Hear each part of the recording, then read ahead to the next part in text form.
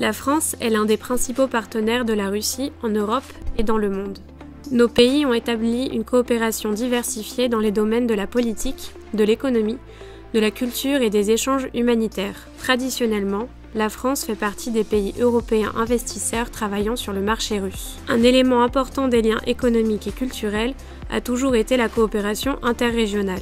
En Europe occidentale, la République française est l'un des principaux collaborateurs de la République du Tatarstan. Le chiffre d'affaires du commerce extérieur entre le Tatarstan et la France, en 2018, s'élevait à 346 millions de dollars, dont les exportations du Tatarstan vers la République française qui se sont élevées à 250,2 millions de dollars dans les domaines du combustible minéral, des produits pétroliers et des produits en caoutchouc. Et l'importation au Tatarstan a été de 96 millions de dollars dans le domaine des produits, de l'industrie nucléaire, des transports terrestres et des produits en plastique. La représentation plénipotentiaire de la République du Tatarstan fonctionne à Paris depuis plus de 20 ans. Nous avons à Kazan le consul honoraire de France et un centre français de visa.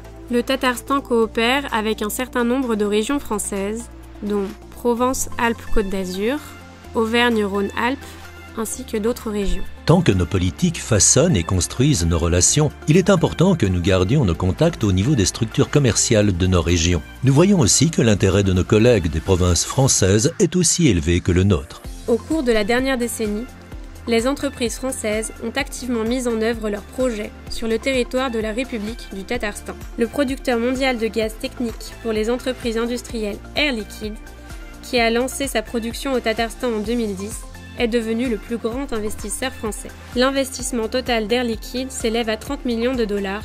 En 2016, Air Liquide a lancé une station de production de gaz technique et de mélange de gaz sur le territoire du campus d'entreprise Rimgrad. Schneider Electric est un développeur mondial et un fournisseur de solutions pour l'énergie, les infrastructures, les entreprises industrielles, etc. Il travaille activement au Tatarstan depuis plus de 10 ans. Depuis 2017, il est résident de la zone économique Innapolis. Du fait que les produits et les technologies de la société Schneider Electric sont représentés dans de nombreuses entreprises industrielles de la République, en 2018, Schneider a ouvert un centre de recherche et de développement sur le territoire d'Innapolis, la ville la plus jeune et innovante de Russie.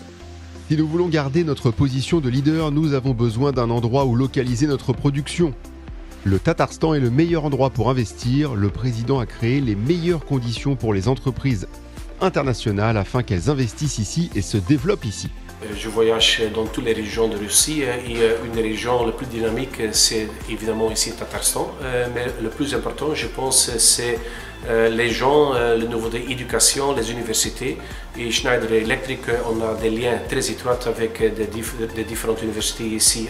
En 2016, l'ouverture de l'usine de verre de construction Trachia Glass russe a eu lieu sur le territoire de la zone économique à Labuga, un projet conjoint de la société Şişedam, qui est turque, et de la société Saint-Gobain, qui est française.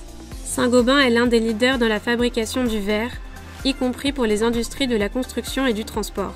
Depuis juin 2009, un hôtel 3 étoiles, Ibis, accueille les visiteurs de Kazan. Nous avons parmi les autres sociétés françaises bien connues qui ont travaillé au Tatarstan, Alcatel, Alstom, Oxytrol. Les géants du commerce comme Leroy Merlin, Decathlon et Auchan ont beaucoup de succès parmi les habitants du Tatarstan. Depuis 2006, le réseau international d'associations Alliance française promue activement la culture française à Kazan et, en plus de l'apprentissage des langues, organise des activités culturelles, des spectacles, des concerts, des expositions, des conférences, ainsi que des rencontres avec des représentants de la France et des pays francophones. En mai 2017, le Champ de Mars de Paris est devenu le site du festival d'été Sabantui, organisé pour les résidents et les visiteurs de la capitale française dans le cadre de la coopération de nos deux villes, Kazan et Paris. Les habitants et les touristes ont participé au concours traditionnel tatar, aux jeux, aux compétitions et ont essayé avec plaisir la cuisine tatare.